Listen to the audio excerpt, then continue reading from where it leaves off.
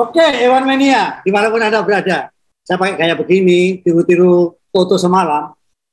Ya, semoga Anda semuanya sehat dan jangan lupa bangun, minum kopi, karena semalam kita begadang dan rasanya tidak rugi kita semalam begadang karena memang balapannya cukup seru.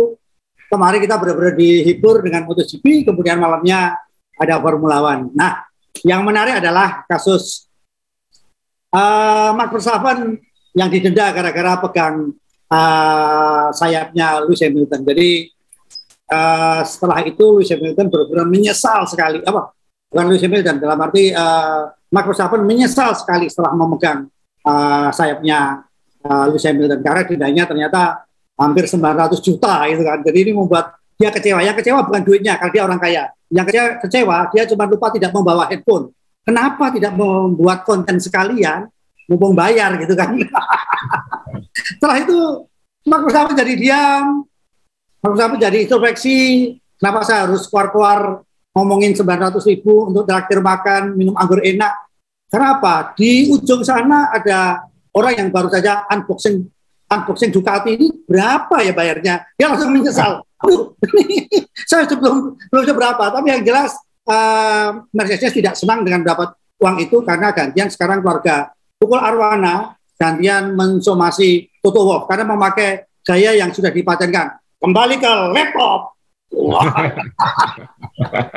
Oke, ini balapan mungkin tidak sesuai yang diprediksikan karena Interlagos yang di ketinggian ternyata bukan miliknya Red Bull dan banyak drama sebelum balapan untuk Mercedes, tapi ternyata Lewis Hamilton adalah Lewis Hamilton. Hamilton adalah Hamilton. Tidak bisa kita bandingkan dengan yang lain. Dengan banyaknya cobaan ternyata, dengan banyaknya cobaan di minggu kemarin ternyata masih bisa menunjukkan taringnya. Bagaimana menurut Asa dan mungkin mau dimulai dengan konstruktor, kemudian pembalap, silakan Asa. Ya, saya ingin mulai dengan postingannya dari Formula One dulu nih Mas. Kutipannya Hamilton yang bilang ini adalah salah satu yang terbaik atau mungkin kemenangan atau weekend terbaik dalam sepanjang karir saya. Dan dia sudah menang 101 kali. Ya.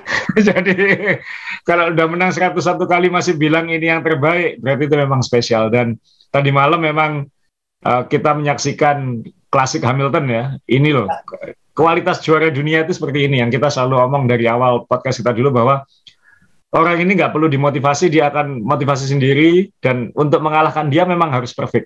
Ya inilah Lewis Hamilton dan kemenangan ini sebelum ke hasil Mas Yoya bikin saya ingat saya ngikuti F1 nonton langsung kira-kira sejak tahun 90-an awal. Ada begitu banyak balapan hebat yang pernah saya lihat di televisi tentunya atau langsung. Tapi ini saya jadi ingat juara dunia itu punya kualitas seperti ini yang nggak bisa didaunkan. Mau diapakan aja nggak bisa didaunkan. Dia akan ngejar sampai nggak bisa. Gitu.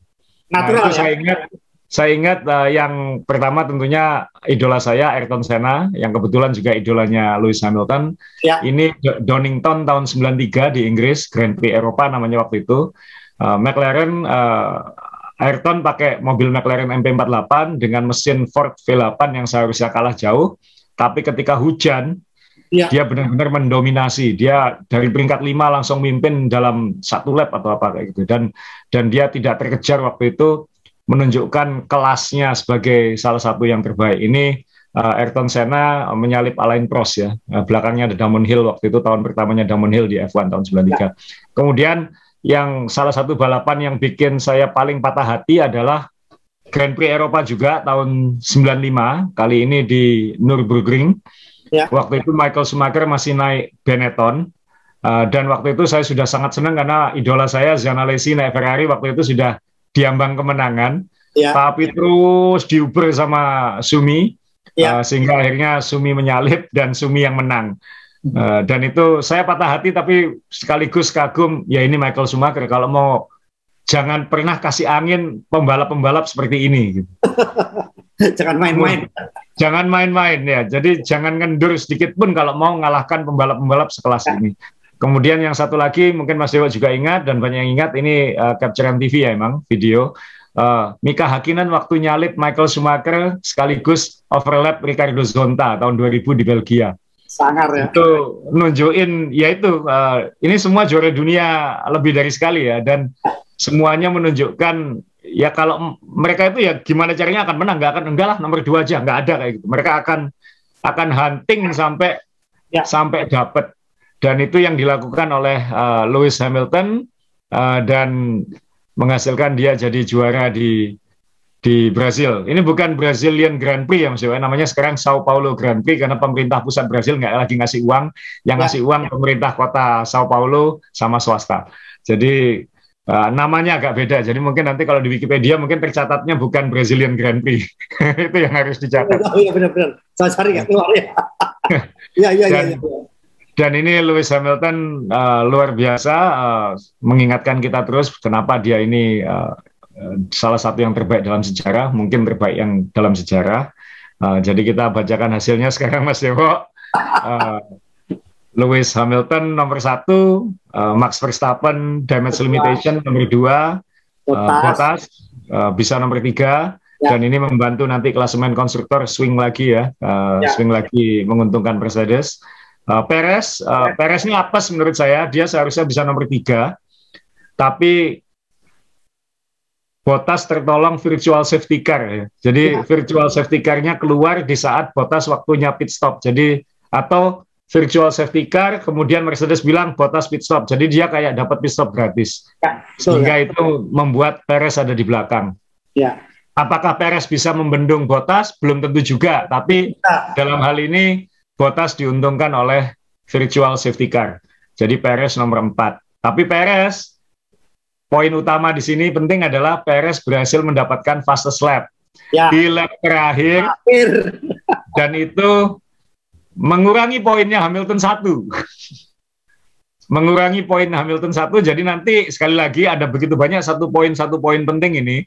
Kalau nanti di akhir musim Verstappen juara dunia hanya 1 poin, itu gara-gara Perez yang terakhir.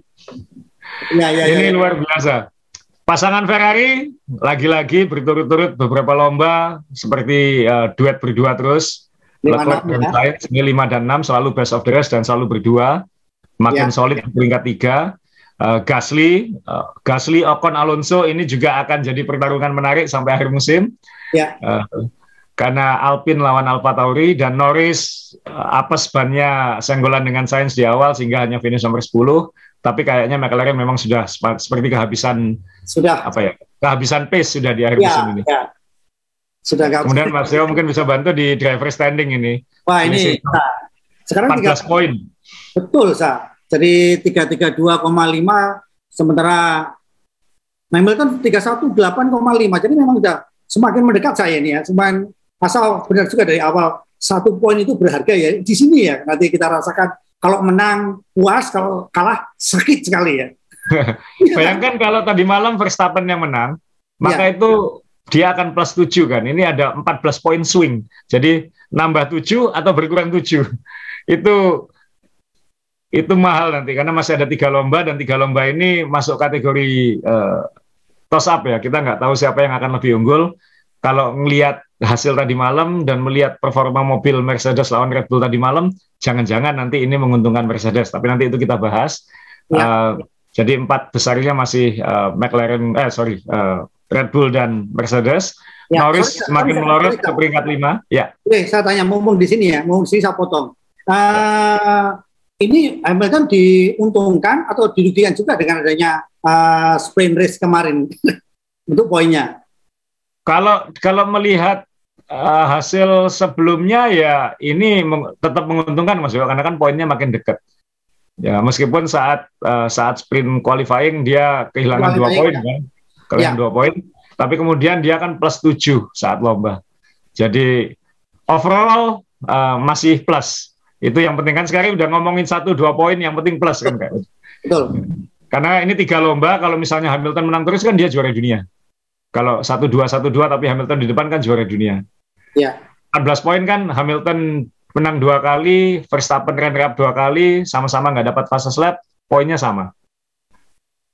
Meskipun nanti menghitung siapa menangnya paling banyak kayak gitu aja. Sekarang Verstappen udah menang 10 ya, Hamilton baru menang 6. Nah ini yang akan jadi penentu nanti. Kemudian ya Norris yang semakin melorot ya, seiring dengan performa McLaren yang mungkin sudah melepas musim ini untuk ngejar tahun depan. Ferrari, 2 orang ini memang terus bersama. Ricciardo ya di situ. Ya Gasly, Alonso ini akan sangat penting nanti di akhir musim karena itu akan mengefek ke sini. Mercedes menjauh lagi sedikit 11 poin setelah kemarin hanya unggul 1 poin. Ferrari makin solid kayaknya di peringkat 3, sudah McLaren kayaknya sudah terima nasib di peringkat 4, kecuali ada situasi spesial nanti terjadi di lomba-lomba akhir. Alpine dan AlphaTauri masih imbang. Ya, 5 ini masih berebut ya. Di lomba kemarin imbang, lomba ini sama-sama nambah 6 poin, imbang. Nah ini sekarang ya Tsunoda sekarang kuncinya. Tsunoda bisa membantu Gasly nggak? Karena Tsunoda kemarin kan belepotan lagi gitu. Pembalap kan kayaknya hebat belepotan gitu. Ya minimal mulutnya sudah nggak belepotan lagi lah, udah nggak kerekam belepotan. Ya, Aston ya sudah di situ aja ya saya. Aston ya di situ aja, Williams juga di situ aja, dan di bawahnya ya di situ aja. Jadi ini nggak terlalu ngaruh. Jadi ya kita sekarang kembali ke soal Hamilton yang saya cukup kaget dia ngeluarin bendera Brazil, ngambil bendera Brazil itu karena kita semua tahu dia fansnya Hamilton, fansnya Senna. Jadi ini 30 tahun setelah Senna melakukan hal yang sama di Brazil, dan mungkin banyak yang paham juga kalau Hamilton ini menggunakan helm yang terinspirasi oleh saya coba cari, maaf ini salah foto. Terinspirasi oleh Senna. Jadi helmnya di bagian atas helmnya itu ada coraknya helm Ayrton Senna. Itu saya juga senang Mas Yo, karena saya dulu waktu kuliah, waktu wisuda, topi wisuda saya juga atasnya juga saya bikin kayak Senna. Nah ini Evarmenia, jadi saya bisa kenal apa ini gara-gara saya baca Jawa Post. Dia wisuda, ada satu wisudawan yang pakai bendera Brasil, kemudian sangat Brasil gitu. Saya akhirnya, karena saya lebih kenal duluan Pak Dahlan daripada Asa. Jadi saya kenal tanya Pak Dahlan, ini putranya, saya ngefans dengan tulisannya. Akhirnya kita tahun 2000. Jadi waktu itu kalau dilihat dari belakang, semua topi wisuda itu hitam semua, punya saya yang kuning, biru, hijau, helmnya waktu itu. Nah, ini Hamilton mengenakan itu, dan dia menang di Sao Paulo di Brazil, 30 tahun setelah Senna menang di sini. Jadi ya buat saya juga sangat menyenangkan karena idola saya seumur hidup kan Senna. Ini apakah bagian dari Cyborg juga? Karena Meksiko kemarin kan rasanya Red Bull banget gitu, Bisa jadi. Kan? Bisa jadi karena memang ini kan sudah, ya maaf, ini kan bukan hanya perebutan juara dunia, tapi kan juga perebutan popularitas kan. Mungkin Hamilton juga berpikir, surveinya kok Max Verstappen lebih populer dari saya gitu. Mungkin saya harus melakukan sesuatu untuk merebut hati penggemar dan lain-lain ya. Pasti tim advisornya Hamilton pasti akan, kamu harus begini itu. Saya yakin pasti ada pembalap level ini, pasti ada yang memberi masukan harus berbuat apa. Ya, dan semalam kan bendera tidak disiapkan, benar-benar ngambil dari pinggir trek kan itu kan, ada yang bisa jadi ya. Ya bisa jadi kan ya. Tapi bisa jadi juga disiapkan, kita nggak tahu kan. janjian ya, sudah Sherlock ya di sini ya.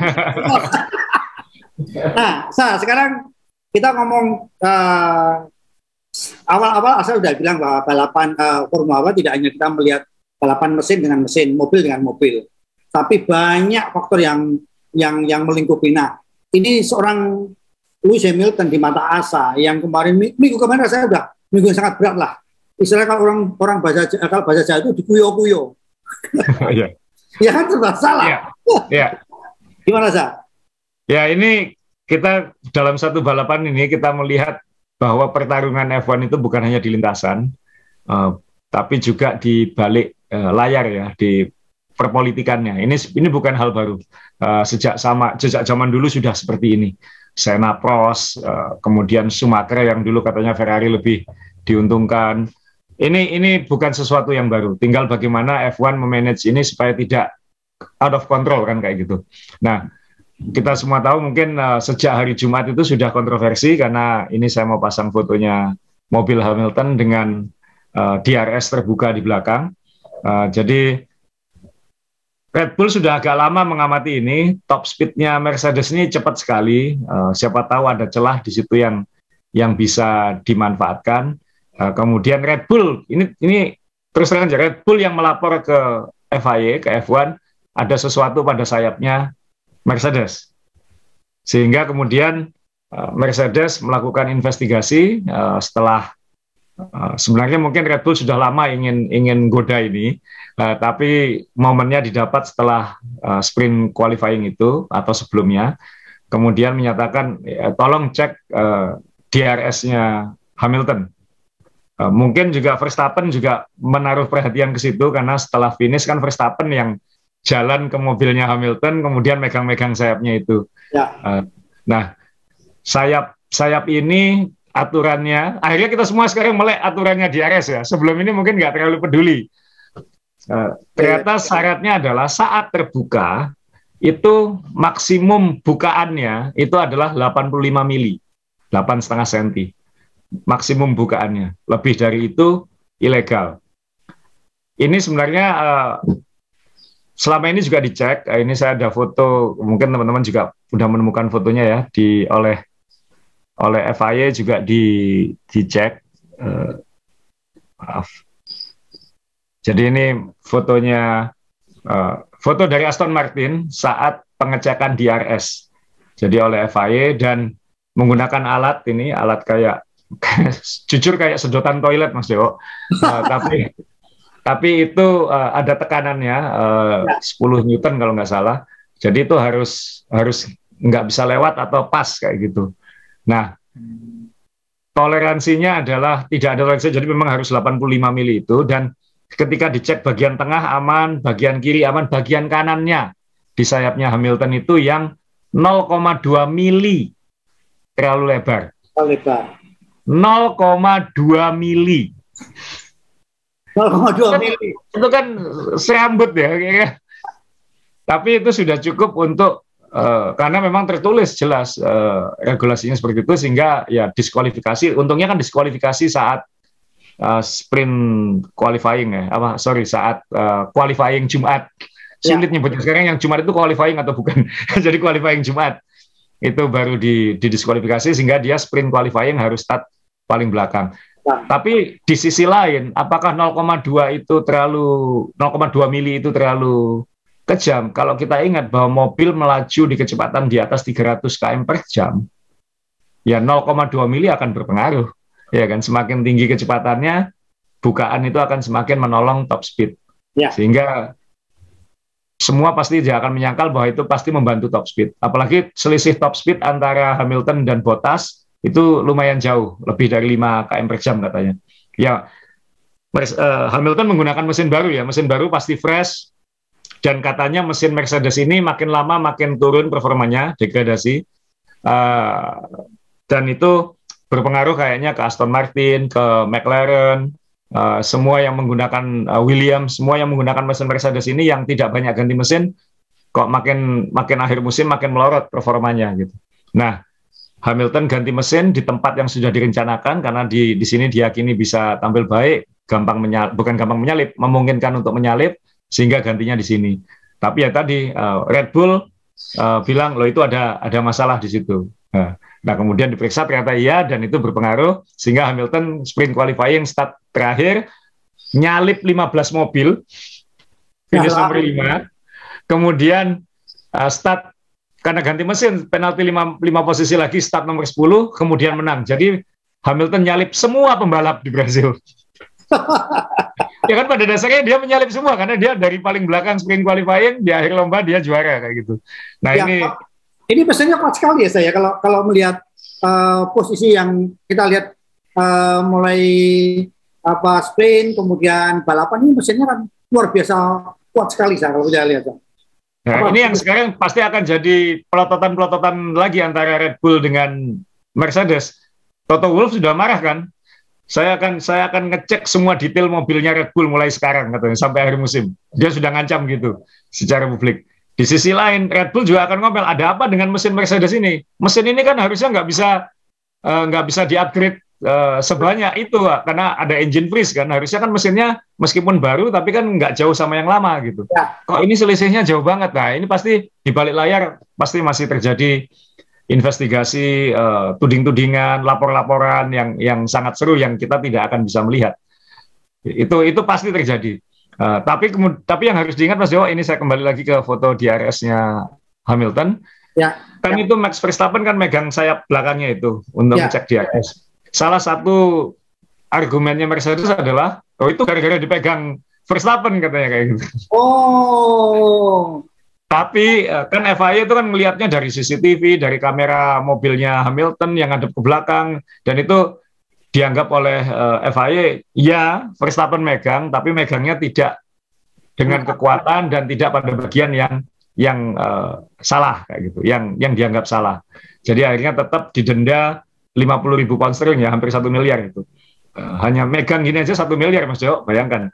Nah itu makanya sekarang ancaman buat Lewis Hamilton kalau dia kepang rambut di Pantai Kuta mau pijit pada nggak mau sekarang, pegang aja mahal kok gitu. dan ini sebenarnya kan juga aturan yang diperdebatkan lagi. Kenapa kok tidak didiskualifikasi juga gitu? Karena kan ini tampering ya, mengganggu mobil pesaing. Ya. Argumennya FIA juga bisa dipahami gitu karena mereka juga mengakui bahwa ini sebenarnya tidak pernah di-enforce, tidak pernah diterapkan aturan ini karena kejadiannya kan sering sebenarnya. Yang paling terkenal kan Sebastian Vettel yang suka ngeliatin mobil orang dan itu nyentuh-nyentuh pasti ada kayak gitu. Iya. Yang lain juga nyentuh-nyentuh pasti ada, cuman tidak pernah terekam seperti ini dalam situasi persaingan seperti ini. Seperti yang kita bilang kan, persaingan seperti ini membuat semua hal-hal kecil di F1 itu jadi pelototan gitu. Dan seandainya Verstappen megang sayap itu pun tidak mungkin dia bisa mengganggu sayap itu. Ini mungkin banyak penonton podcast ini yang lihat tulisan DHL di belakang rak saya dia. Itu sayap Mas Yo. Oh. Ini sayap depan, flat depannya Jaguar tahun 2000 ya. Ini asli, ada tanda tangan pembalap dan bos tim di sini. Ini sayap dari carbon fiber, sangat keras. Dan ini diinjak-injak, kita lompat-lompat di atasnya pun nggak akan goyang gitu. Apalagi cuma dipegang biasa begini. Jadi itu memberi bayangan bahwa tidak mungkin. Jadi argumennya Mercedes bahwa sayap itu ilegal gara-gara dipegang Verstappen pasti tidak berlaku karena itu harus tahan sekian kuintal karena dia harus bisa tahan tekanan downforce itu bahkan tontonan kan untuk bisa menekan mobil ke bawah itu. Jadi ini sangat keras, sangat kuat. Ini mungkin kalau saya gilas dengan mobil mungkin juga nggak apa-apa ini karena ini carbon fiber meskipun tipis ya, tapi sangat kuat ini. Jadi sangat kuat sekali. Jadi tidak mungkin itu bisa rusak. Jadi ya namanya debat ya, perdebatan ya. Red Bull pengen cari advantage sebanyak mungkin. Mercedes juga sekarang janji akan melototi itu mobil Red Bull. Apa yang akan terjadi 3 lomba ke depan ini bukan hanya saingan di lintasan, nanti kita akan dapat bumbu-bumbu tuding-tudingan nanti. Saya depan, ban belakang. Kemudian mungkin jangan-jangan itu helmnya Verstappen kok ada tonjolan di atasnya, itu ilegal nggak kayak gitu. Mungkin akan terjadi hal-hal seperti ini dan itu jangan kaget kalau itu akan berlanjut. Selalu ada ya saya. Dan itu selalu ada, apalagi di saat persaingan seketat ini. Ingat dulu kan McLaren dengan Ferrari misalnya, kan banyak itu perangkat-perangkat McLaren langsung dibilang itu ilegal. Atau Williams dulu waktu masa jaya juga dibilang itu ilegal. Benetton waktu Michael Schumacher menangan dulu kan juga itu pakai kontrol traksi cuman nggak ketahuan. Nah ini sesuatu yang bukan hal baru di F1. Tapi mungkin buat penggemar baru mungkin baru ngerasain kayak gini ya kejamnya ya. Ya ini kejamnya F1 itu, maksudnya orang kalau pengen jadi juara dunia dia akan cari-cari celah sekecil mungkin karena kan berkaitan dengan gelar juara dunia dan komersial dan lain-lain.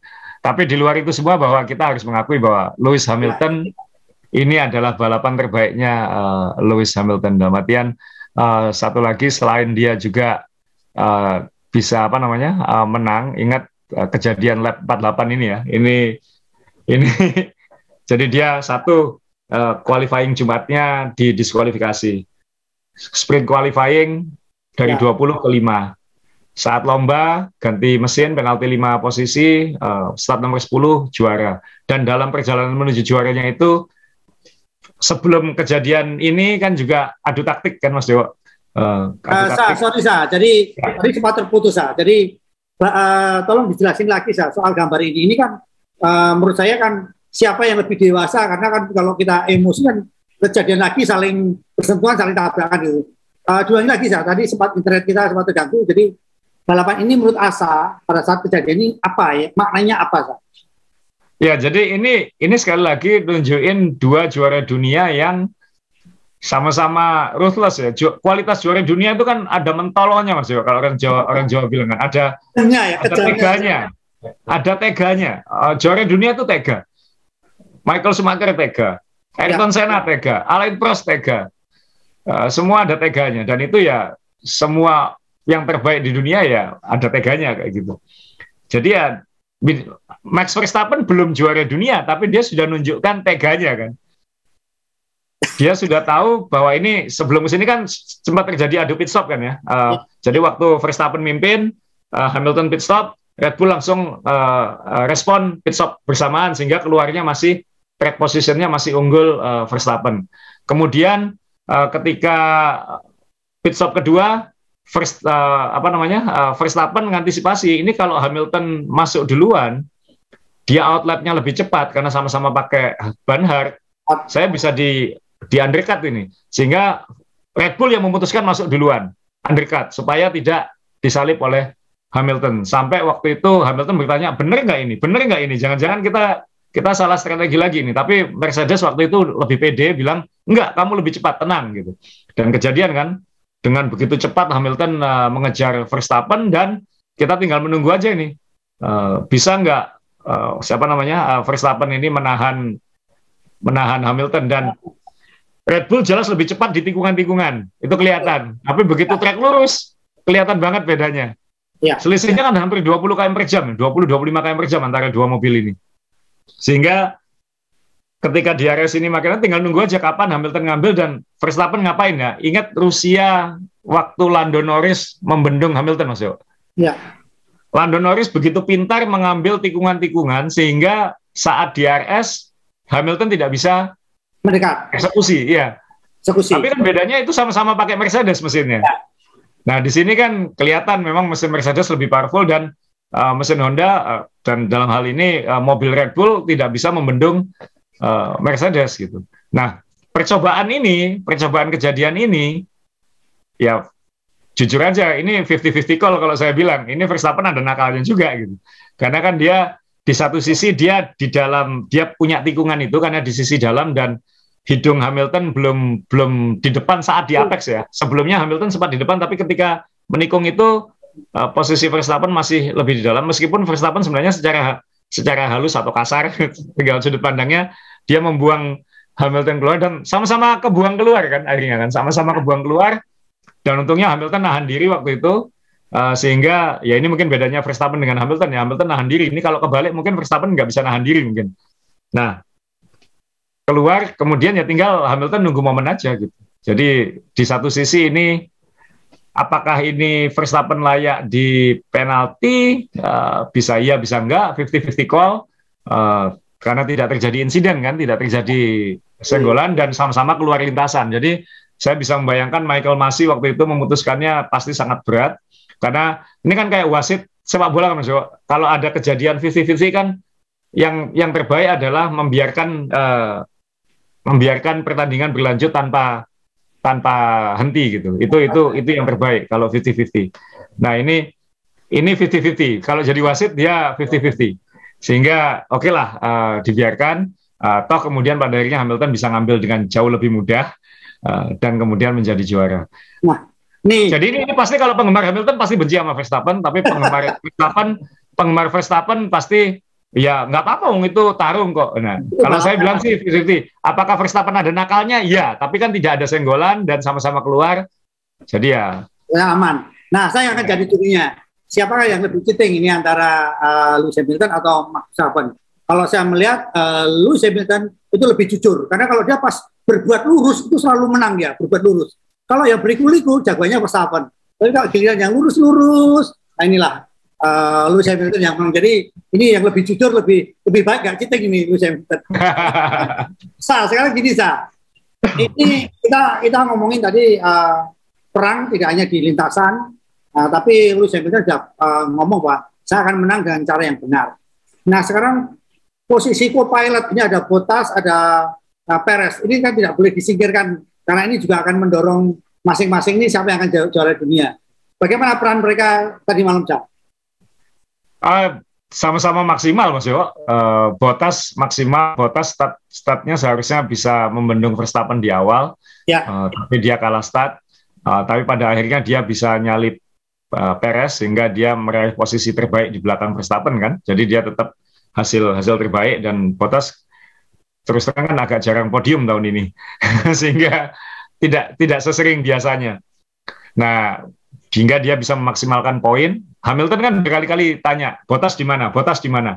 Nah, Valtteri di mana? Nah, ternyata Valtteri bisa nomor 3 mengalahkan Perez.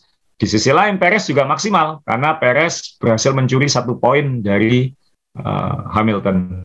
Nah, ini yang jadi dalam hal ini dua pembalap sudah sama-sama maksimal semua ini. Jadi tidak ada, Perez sudah mencoba juga kan membendung Hamilton di awal, tapi kan ya mobilnya memang kalah cepat sehingga dua-duanya sudah maksimal menurut saya. Nggak mau diminta apa lagi kan sulit gitu. Mungkin apakah Bottas harusnya bisa ngejar Verstappen di akhir? Ya nggak bisa kan. Jadi caranya jauh sekali.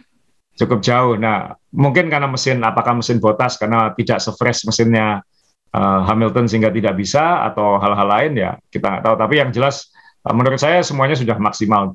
Toh yang utama kan yang dua ini, dua ini harus bagaimana? Ya, ini pertanyaan awam, Sa. Sebenarnya dalam satu tim, kalau kita bicara mobilnya Bottas, mobilnya Hamilton, mobilnya Verstappen, mobilnya Perez, sebenarnya mobil itu sama atau terserah kamu bagaimana pada saat bapak latihan, kamu memberi masukan kepada engineer-mu. Ini sebenarnya gimana posisinya, Sa? Kan kalau kita bandingin kan, kecepatannya beda, keluar dari tikungan beda. Apa yang terjadi, Sa? Sebenarnya mobil itu kan seharusnya dalam satu tim didesain sama, dibuat oleh pabrik yang sama, berdasarkan hasil riset yang sama.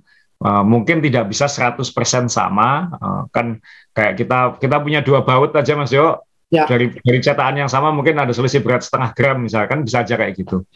Mungkin dalam hal ini mungkin Hamilton akan diberi prioritas, mungkin chassis kamu yang lebih ringan atau mungkin ada komponen yang lebih quality controlnya angkanya lebih bagus, kamu mungkin dapat. Tapi itu akan sangat-sangat minim, sangat-sangat minim. Yang menentukan kan pasti setelan dan gaya membalap. Kalau sudah seperti ini, tim pasti memprioritaskan pembalap utamanya.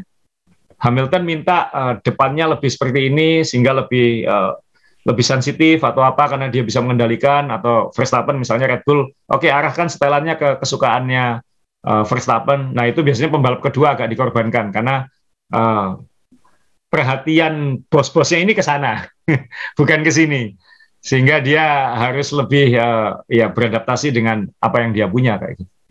Perez saja kan butuh setengah musim lebih untuk bisa handle mobil Red Bull ini. Ya. Jadi secara teori mobilnya sama, tapi setelan itu kan sangat ngaruh, Mas Yo ya. Setelan itu sangat ngaruh. Misalnya derajat sayap depannya selisih sedikit aja, nanti simulasi komputer mungkin ini bilang ini lebih cepat, tapi kalau ini diginikan ini pembalap ini nggak cocok, jadi malah lebih lambat. Nah ini bisa jadi pengaruh. Tapi secara teori seharusnya sama, tinggal setelan. Nah, tinggal prioritas saja kan, kayak Hamilton mesinnya baru, jadi mesinnya fresh gitu. Sedangkan mesinnya Bottas ya lebih tua lah. Top speednya selisih banyak banget loh itu antara Hamilton dengan Bottas, selisihnya 5-6 km per jam dengan mobil dan mesin yang seharusnya sama. Makanya kan Red Bull menuding ini DRS-nya tolong cek, kok antara dua mobil yang sama kok selisihnya jauh. Nah ini mumpung masih saya ingat, dan sorry kalau saya narik lagi ke belakang karena saya penasaran aja. Rasanya kan Hamilton diuntungkan di Sao Paulo ini karena ada sprint, ada kualifikasi, ada balapan. Saya tidak membayangkan kalau waktu sprint yang kita tahu bahwa antara Bottas dengan Verstappen banyak sama nggak? Beda kan? Iya. Iya kan? Iya. Iya kan? Bottas pakai soft, ya. Nah, sekarang bayangkan kalau seandainya ini tanpa ada sprint, kualifikasi dia dari belakang. Belum tentu hasilnya juga seperti semalam, karena bayangkan di tikungan pertama seperti itu gitu kan. Nah ini kan apakah memang ada faktor luck atau memang kejelian Mercedes bahwa Sao Paulo adalah kesempatan kita merubah semuanya karena ada faktor ini. Ya, jadi pasti Mas Jo, pasti tim untuk ngambil penalti itu pasti memilih tempat yang paling sedikit merugikan. Jadi bukan menguntungkan ya, yang merugikannya paling sedikit. Ya mungkin hitungannya Mercedes adalah Sao Paulo ini, karena sudah bukan rahasia, ini nggak masuk akal kalau Hamilton nggak ganti mesin lagi ini kan. Ya. Nah ini tinggal diambilnya kapan, dan itu mereka memilih Sao Paulo, dan ternyata itu keputusan tepat. Pasti mereka sudah menghitung kalau nanti penaltinya nanti seperti ini, kalau kita sprint qualifying bisa maju ke depan kan lebih gampang jadi Mas Jo. Daripada misalnya ganti mesin, dia sebenarnya sih bisa unda-undi sama saja sebenarnya. Tapi kalau ada sprint qualifying itu kan memberi kesempatan untuk tarung di lintasan, dan tarung di lintasan mobil yang lebih cepat pasti lebih gampang maju ke depan. Ya. Nah ini, dan diuntungkan juga mungkin Norris keluar di awal karena sehingga satu lagi mobil yang bisa menghalangi tidak ada. Jadi pasti ada banyak faktor kecil-kecil itu yang menguntungkan. Tapi kan buat Hamilton nggak ada pilihan. Apapun yang terjadi dia harus gaspol kan. Apapun yang terjadi dia harus maksimum attack, harus agresif ke depan, dan itu dia melakukannya dengan sangat indah. Dengan sangat indah. Iya. Jadi kalau Ewan Mania tadi malam menyaksikan bagaimana sangat powerful sekali Hamilton, jadi dari belakang bisa langsung ke depan pada saat balapan, dari 10 bisa finish nomor 1. Bayangkan kalau yang pole position itu Hamilton, dengan kecepatan itu dia bisa mungkin finishnya bukan nomor 1 lagi tapi minus 9 kalau lihat tadi malam. Ini gila, saya bilang kayak udahlah tidur ini nggak seru nih, tidur aja nggak seru ini karena kita lihat sangat kuat sekali. Nah sekarang dua ini mumpung panas kita ngomongin Red Bull dan Mercedes dengan kalkulasi balapan tersisa. Jadi ngeri ya, karena kan momentum sebelumnya itu benar-benar begini ya. Jadi kalau kita ngelihat lomba sebelum ini di Amerika, di Meksiko kayaknya wah Red Bull di atas. Ya. Tapi begitu satu lomba aja di Brasil langsung begini lagi. Ya. Nah, cilakanya kan ini ada 3 sirkuit yang 2 sama sekali baru untuk F1, yang 1 banyak perubahan. Habis ini Qatar. Qatar ini kalau ngelihat profilnya flat dan ada komplek-komplek tikungan yang kayak jari 3 di atas itu, harusnya mungkin Red Bull mungkin lebih diuntungkan. Mungkin. Kemudian kita ke Arab Saudi yang di Jeddah ini lintasannya panjang banget dengan trek lurus yang sangat panjang. Kalau kita ngelihat Brasil ini trek lurus seperti apa, wah ini bisa-bisa punyanya Mercedes. Walau Red Bull cepat di Baku yang juga punya trek lurus panjang di jalanan. Nah itu berarti oke, 1-1 misalnya. Verstappen 1, Hamilton 1. Kita ke Abu Dhabi. Abu Dhabi yang menang tahun lalu Verstappen. Tapi sirkuitnya diubah. Sekarang lebih banyak trek lurusnya. Dan lap time-nya 10 detik lebih cepat dari tahun lalu.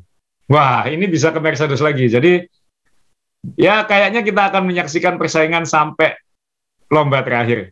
Kayaknya. Kalau ini tadi malam Verstappen yang menang, ya ada kemungkinan nggak sampai balapan terakhir. Tapi karena tadi malam Hamilton menang dengan cara seperti itu, kayaknya kita akan menyaksikan sampai akhir musim. Kecuali terjadi kecelakaan sehingga salah satu DNF.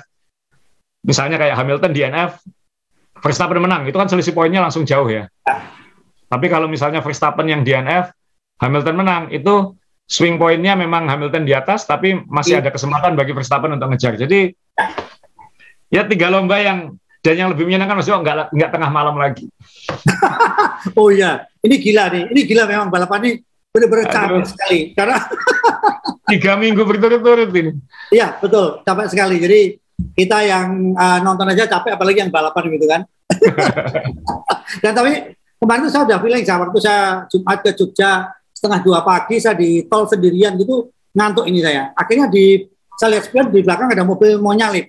Wah, ada temen ini. Sengaja saya lepas 140 kecepatan saya. Saya lepas dia 150 kurang lebih.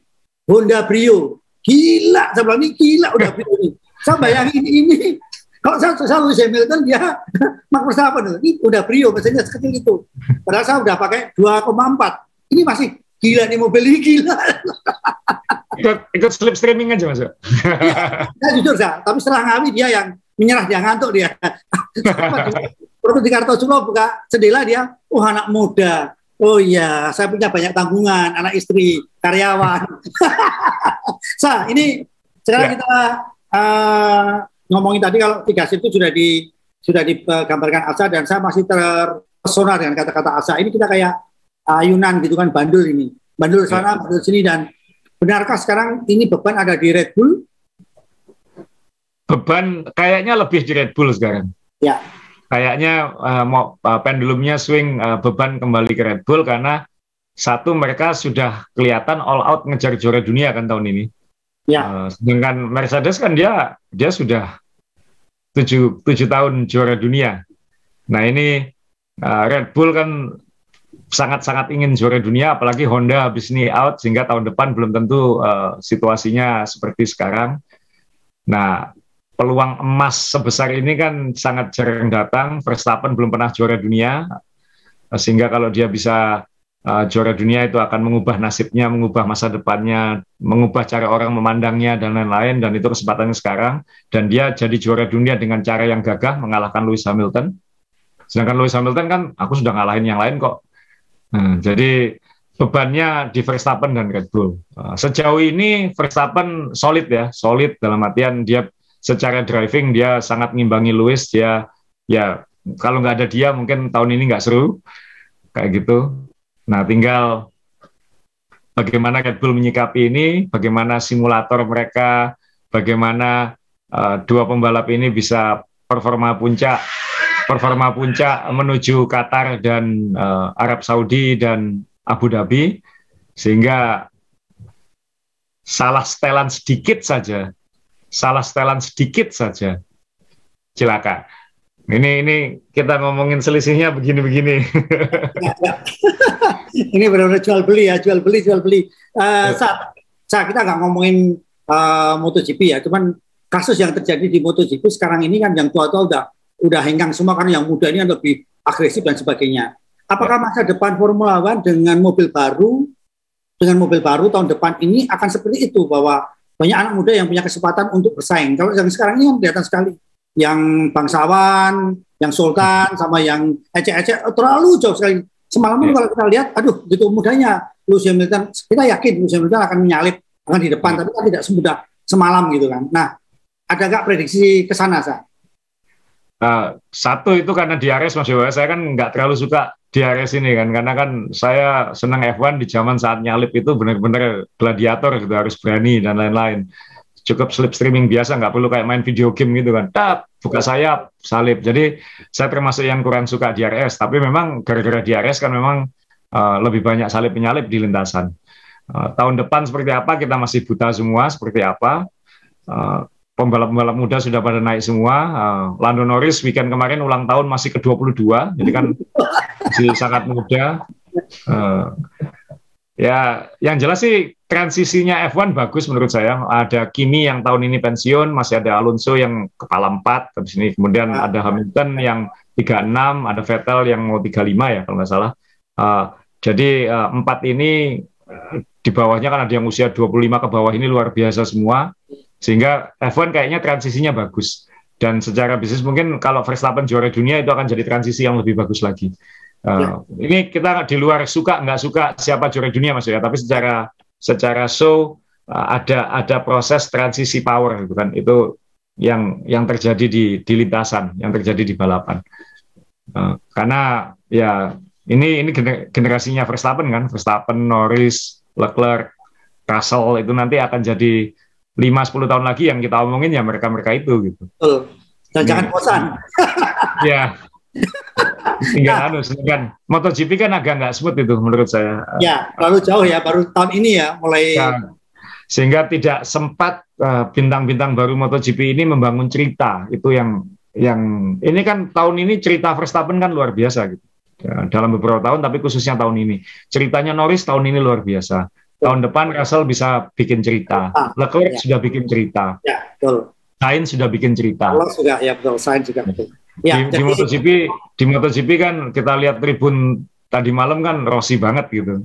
Nah itu kalau nggak ada Rossi, saya aja bingung ngefans siapa sekarang kalau di MotoGP. Terus terang saya bingung ngefans siapa. Kalau saya santai saya, kalau nggak ada Rossi ya udah pindah channel, cari Najwa Shihab gitu kan. Rossi sama Najwa sama-sama pegang berita semua kan, gitu kan. Tapi yang jelas Evan Mania jangan kaget. Pegangan tangan Max Verstappen di sayapnya Lewis Hamilton ternyata juga nanti bisa menginspirasi Sean Gelael. Ini ada paket chicken wing Max Verstappen, harga apalagi dimakan. Sekarang kita turunkan tensinya sekarang. Kita ke Alfa Tauri, kemudian kita lihat Ferrari, ada McLaren, kemudian di situ ada Alpine. Kita ngomongin Ferrari dan McLaren dulu. Apakah tadi Asa sudah bilang bahwa ini stop, rasanya Ferrari memang ada di depan. Nah, tetapi apakah McLaren akan menyerah itu saja? Atau kalau yang di bawah kan antara Alfa Tauri dengan Alpine ini kan juga sangat dekat sekali, Sa. Nah, ini dua kelompok ini kira-kira yang masih bisa menghibur yang mana saja nanti, Sa? Ferrari kayaknya akan sulit dikejar McLaren. Kayaknya McLaren ini kan seperti tadi disinggung, mesin Mercedes mereka mungkin sudah cukup usang. Daniel Ricciardo kan masalah mesin tadi malam outnya. Ya, betul. Jadi mungkin McLaren mencoba memperpanjang umur mesin ini selama mungkin sehingga kualitas performanya mungkin sudah menurun cukup signifikan. Kan kayak kita beli handphone Mas ya, baterainya makin lama kan makin cepat habis gitu. Ya. Nah mungkin seperti itu, tapi McLaren nggak ingin ganti mesin atau apa. Tapi ya kita lihat nanti di 3 balapan terakhir apakah McLaren memutuskan udahlah kita gila-gilaan sekalian, 2 pembalap kita ganti mesinnya, kemudian all out di 2 lomba terakhir misalnya, kan kita nggak tahu. Atau seharusnya mungkin di sini mereka mengorbankan sekalian kan kayak gitu, mengorbankan sekalian dengan mesin Mercedes baru, mungkin agak kalah, ketinggalan poin dulu dari Ferrari, tapi kita salib di 3 lomba terakhir. Ya kita lihat niat McLaren seperti apa. Tapi seperti saya sudah berkali-kali bilang, buat saya McLaren sudah cukup lah tahun ini. Sudah menang, sudah dapat pole, sudah banyak podium, jadi sudah bikin cerita yang cukup.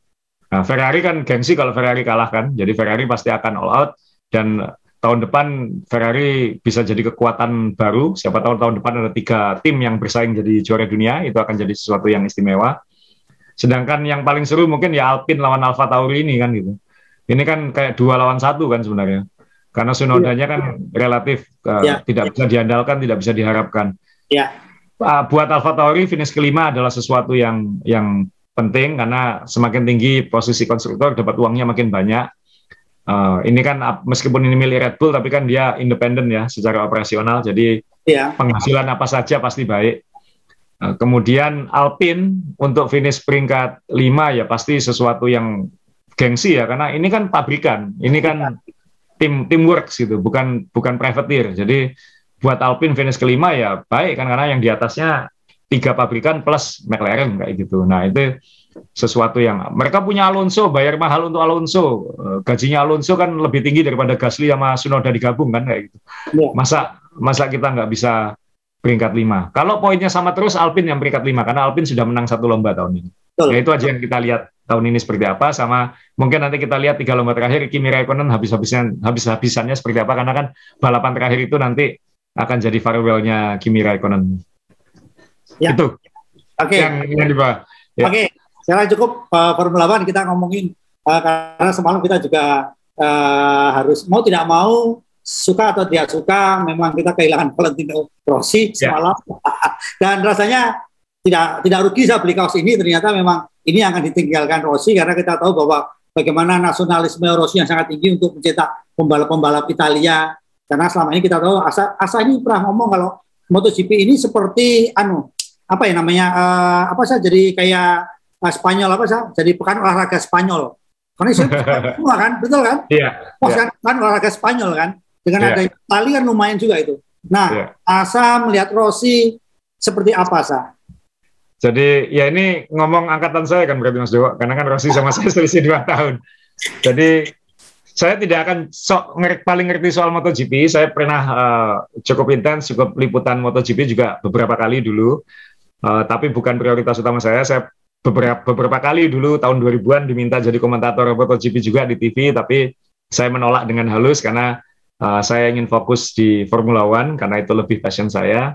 Tapi saya ingat saya pulang kuliah dari Amerika itu kan tahun 2000, itu di saat yang sama Rossi naik ke level tertinggi balap motor, sehingga saya dapat kesempatan berharga mengikuti karir Rossi dari pertama kali naik 500cc waktu itu MotoGP sampai sekarang dia pensiun. Jadi sempat ngefans banget sama dia, sempat bosan lihat dominasi dia, sempat kasihan sama dia, dan yang saya bersyukur juga adalah ini foto diambil mungkin kelihatan di belakang saya itu ya. Ini foto diambil di Shanghai sebenarnya tahun 2007. Waktu itu dia jadi bulan-bulanannya Casey Stoner. Dan ini setelah press conference yang terkenal itu, yang saat ditanya orang, bagaimana cara kamu apa yang kamu butuhkan untuk mengalahkan Stoner waktu itu? Jawabannya adalah, I need a gun. Saya butuh pistol, katanya. Itu setelah wawancara itu di luar ruangan foto bareng, dan karena sebelum ini kalau nggak salah, sebelum ini dan sesudah ini, saya sudah sempat 2 kali wawancara khusus dengan dia waktu Rossi mengunjungi Indonesia. Yamaha Indonesia kan minta tolong saya sebagai interviewernya waktu itu. Jadi saya 2 kali saya lama sekali dengan dia, berdua ngobrol dan lain-lain, karena ya bulan umur sama dan lain-lain. Dan saya ngefans dia sejak di Honda sebenarnya, karena saya kan penggemar Mick Doohan, sampai hari ini saya suka Mick Doohan nomor 1, bukan Rossi sebenarnya. Tapi Rossi ini karakter yang memang membuat MotoGP lebih hebat dari banyak hal ya. Satu karakter seperti Michael Jordan di basket, seperti itu, sehingga dia membawa MotoGP ke level yang sangat tinggi, yang sangat-sangat tinggi, yang makanya ini masuk ke periode seperti apa nanti MotoGP ini. Karena bintangnya yang mana, saya aja bingung ngikuti yang mana kayak gitu. Dan Rossi ini kalau wawancara kan selalu menyenangkan kan gitu. Jadi dia punya punchline, celetukan yang bikin ketawa, jadi headline seperti itu. Nah, sayangnya sih musim terakhirnya ini kurang kompetitif, tapi tadi malam dia finish nomor 10, dan dia ya sekali lagi celetukannya keluar. Ya paling tidak saya mengakhiri karir saya 10 terbaik di dunia, katanya. itu kan celetukan yang khas Rossi gitu. Dia akan nyeletuk seperti itu. Legacy dia kan bukan hanya di MotoGP, Mas Dewo, ada banyak didikannya di MotoGP sekarang, yang termasuk yang menang Bagnaia tadi malam, tapi juga ada Lando Norris. Lando Norris ini kan ngefans berat sama dia, dan gaya-gayanya kan agak mirip sebenarnya dengan Rossi. Dan saya paling senang waktu tadi malam itu ngelihat dia dengan motor-motornya juara dunianya itu, dari Nastro Azzurro Honda sampai, sayangnya dia nggak sempat sukses di Ducati ya, kalau nggak itu ada 3 jenis motor di situ. Luar biasa ya. Ini luar biasa, dari 500cc sampai ganti-ganti regulasi dia seperti ini. Jadi ya sebagai orang yang pernah wawancara langsung dengan dia, bertemu dia beberapa kali di sirkuit, ya salut. Tapi saya nggak akan bilang saya sok paling tahu MotoGP, saya bukan. Saya F1, saya bukan MotoGP. Kalau Mas Dewo, kesannya gimana? Ya, pertama kali orang bilang Rossi ini, ya pertama saya sedih. Kenapa Rossi usia 42 tahun pensiun?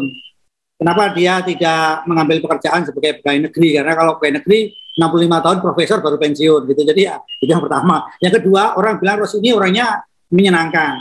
Pada kenyataannya memang bisa menyenangkan, bisa tidak. Karena kalau terganggu dia akan sulit didekati. Contohnya, saya pernah ke Sepang membeli tiket Paddock Village di atas, kan nggak boleh turun gitu. Saya terang waktu itu kan entertain klien otak-otak. Jadi mau nggak Bapak turun ke bawah? Gimana caranya? Nakal. Nanti kalau ketangkap, cari aman ya. Oke, saya cari nyusup ya. Nah waktu besok saya pengen ketemu Rossi. Rossi paling sulit difoto Pak. Kalau Bapak berkenan, foto di hospitality ada nomor 46-nya gitu kan. Nah pada saat dia foto di stiker 46 itu saya sambil di balik lensa kamera, di balik kamera saya bilang, Bapak awas, kanan itu Rossi Pak, kanan Rossi. Ternyata Rossi baru masuk ke hospitality. Si Bapak ini malah bingung saya, yang mana? Aduh, sudah deket. Itu yang pertama. Yang kedua memang jujur karena saya nakal, saya pernah sampai menangis ya, saya pegang pagarnya truk itu, ya Allah, saya bisa sampai di sini ya Allah, ini nggak punya tiket dari, dan saya dapat foto bagus. Nah ini Asa ini orang yang selalu meminta saya untuk menulis kesan-kesan selama saya nakal di sirkuit. Nah makanya saya dapat foto terbaik waktu itu Rossi setelah balapan gandeng di motor gandengan dengan Stoner, ya pakai Ducati saya. Jadi saya dapat foto itu, dan yang berkesan lagi Asa sedang bersama grupnya sepeda di Surabaya, bersepeda di Malaysia, saya bersepeda dengan Brompton ke sirkuit. Yang saya dapat saya waktu itu bilang ke Asa, aku ke sirkuit naik Brompton, itu tahun 2000 berapa saya? 12.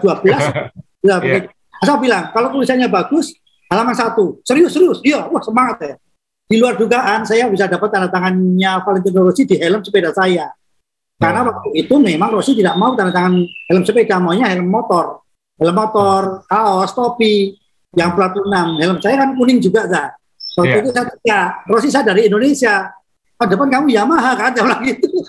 Saya tidak tahu suara apa ya. Akhirnya Rossi kembali kasih tanda tangan. Nah, akhirnya saya lapor Asa, aku dapat tanda tangan Valentino Rossi. Sudah ditulis. Ya itu saja. Jadi saya tidak tahu di MotoGP ini apakah ada sekelas Rossi yang cepat tapi menghibur. Katanya partnernya Pecco siapa namanya dari Australia? Ada Jack Miller. Jack Miller itu katanya juga lucu katanya. Tapi kan prestasinya juga maaf naik turun belum. Ya, naik turun. Nah itu saya mungkin itu saya. Tapi yang saya paling berkesan ketika dia naik Yamaha pertama kali, kalau di tag lurus nasibnya sama dengan Max Verstappen selalu dimakan oleh Ducati, ya kan? Iya, ingat nggak? Jadi dia makanya dia bilang saya butuh pistol katanya, kalau disalip Stoner saya tembak aja itu katanya. Itu tahun itu ya, pertama kali pakai Yamaha dan menang ya. Iya. Ya. Jadi ya inilah ya Rossi Mas Yo ya, maksudnya orang seperti ini langka gitu, belum tentu 50 tahun ada satu seperti ini. Ya tapi dia nggak akan kemana-mana kan, dia suka balap mobil, jadi dia mungkin akan melihat dia di Le Mans, mungkin akan melihat dia di balapan touring car atau apa. Dan kalau Sean Gelael bisa di touring car di GT terus di Le Mans, mungkin bisa balapan sama Rossi nanti malah. Panter ya. Jadi dia nggak akan kemana-mana. Dia dulu sebenarnya punya potensi masuk F1 sebenarnya, punya potensi masuk F1. Dan sempat berpikir serius ke sana juga, tapi kemudian dia stay di tempat ini, dan itu keputusan benar menurut saya karena dia dewa di sini, dia dewa di MotoGP, sehingga dan ya saya sebagai bukan penggemar berat nomor 1 karena saya Mick Duhan forever, tapi saya senang bisa bangga yang bisa melihat dia dari awal karirnya sampai pensiun. Dan itu saya tadi malam juga terharu juga gitu, nggak sama tapi terharu juga melihat dia di akhir itu. Ya ampun, Rossi selesai ya kayak gitu. Dalam artian saya juga, waduh, umurku juga berapa ini sekarang kayak gitu. Nah ini yang itu privilege buat saya bisa menikmati karir penuh Valentino Rossi di balap motor. Ya. Minimal di level tertinggi. Ya. Saya nonton di Sepang itu waktu di depan garasinya dia yang motornya masih kuning ya kan, Camel atau apa ya waktu itu ya. Astro Azul. Ya itu kan saya juga, ini anak ini luar biasa ya. Cuman ada satu pertanyaan saya, ini kita angkat, saya kan banyak Evan Mania yang menuliskan pesan ke saya juga pribadi, juga pesan tolong deh disinggung Mandalika. Ini kan kita juga jujur dengan Mandalika ini kita senangnya luar biasa, tapi kita gelonya itu kan kok pas Rossi pensiun. Iya.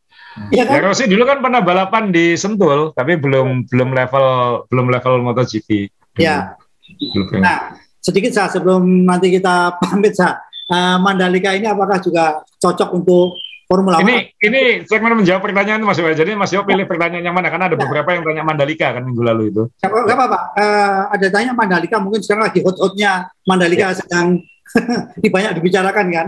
Jadi baik, jadi nanti kita akan pilih salah satu pertanyaan minggu lalu yang soal Mandalika itu, nanti yang dipilih nanti kita beri hadiah Azulia. Ya, boleh. Ya. Jadi, tapi ini saya jawab umum tentang Mandalika. Saya ke sana awal tahun waktu sirkuitnya belum jadi. Saya sempat naik sepeda keliling di Mandalika, tapi waktu itu belum jadi, masih kira-kira 60%-an. Jadi masih banyak yang lumpur dan masih dibangun. Yang saya paham, saya sekali lagi saya bukan, banyak yang lebih tahu daripada saya, karena saya tidak ngikuti juga. Saya bukan penggemar balap motor yang utama sih, ya. Seharusnya ini memang didesain untuk MotoGP. Jadi tahun depan, kalau Superbike tahun ini sukses luar biasa, maka itu akan jadi sesuatu. Kita lupakan semua politik dan lain-lain. Negara kita ini butuh berita bagus. Negara kita ini butuh event internasional, butuh sesuatu yang menunjukkan Indonesia punya. Masa Malaysia sudah puluhan tahun punya F1, punya MotoGP, Indonesia begitu lama nggak punya MotoGP, kan dulu kan pernah tahun 90-an. Ya. Jadi ya kita apapun di luar itu semua, bahwa kita jangka panjangnya ini baik. Jangka panjangnya ini baik buat Indonesia. Dan moga-moga nanti Superbike ini lancar, moga-moga nanti MotoGP benar-benar bisa ke sini tahun depan. Apakah ini bisa untuk F1? Ya harusnya bisa-bisa aja ya, tapi saya terus terang saya nggak tahu detailnya seperti apa. F1 tentu jauh lebih berat, jauh lebih mahal dan lain-lain. Tapi siapa tahu kan, karena Asia Tenggara kan sekarang hanya Singapura praktis, Vietnam gagal gara-gara pandemi, Malaysia sudah nggak sanggup, kemudian apa namanya, Singapura menurut saya bukan tempat yang paling asik nonton F1. Jadi moga-moga nanti Mandalika ini jadi batu loncatan popularitas motorsport di Indonesia lagi lah. Apapun lah, kita ngomongin politik segala macam, tapi Indonesia ini butuh event internasional yang sukses, karena kita nggak punya. Oke. Dan kalau teman-teman tahu ya, kalau kebetulan saya sering bantu Lili Tour kalau ke Malaysia itu, kalau kapan hari MotoGP itu bisa membawa sampai puluhan ribu orang. Bayangkan, itu kan kayak insentif untuk para reseller, para apa, intinya untuk entertain gitu. Nah, itu bayangkan, kalau itu duitnya di Indonesia sendiri kan juga nggak rugi kita akan jaya. Ya maksudnya pasti ada economic impact-nya lah, pasti ada. Dan itu kita lupakan semua, kita berharap Superbike nanti sukses dan MotoGP nanti juga sukses di Mandalika. Kita nggak usah ngomong jangka panjangnya seperti apa dulu, tapi yang penting sukses dulu, event pertamanya itu kunci. Ya, dan ini yang membanggakan adalah event tanah air internasional, dan dalam kondisi pandemi kita masih sanggup menyelenggarakan. Dan mimpi dong, kayak Rossi ini kan yang ditempel apa?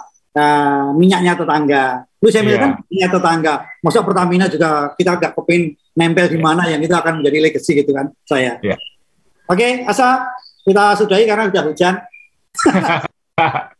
Siap. Jadi kita minggu depan kita preview lagi Qatar, karena itu drama di belakang lintasan pasti lebih seru di F1. Dan setelah itu kita akan lihat 2 minggu berturut-turut, 2 minggu, kemudian 3 Qatar, lalu yang 2 terakhirnya nanti 2 minggu berturut-turut ya. Jadi nanti kita akan melihat ending Formula 1 2021 seperti apa. Terima kasih Asa, jaga kesehatan. Teman-teman di balik Asa juga jaga kesehatan, teman-teman. Terima kasih. Ewan Mania, jangan lupa Anda yang nanti beruntung akan mendapatkan t-shirtnya Asa. Jadi jangan lupa yang belum melihat, silakan iklannya, itu adalah corak-corak mobil lama yang berkesan pilihan Asa. Sekali lagi jaga kesehatan, tetap prokes, selalu jaya untuk Indonesia. Amin. Amin.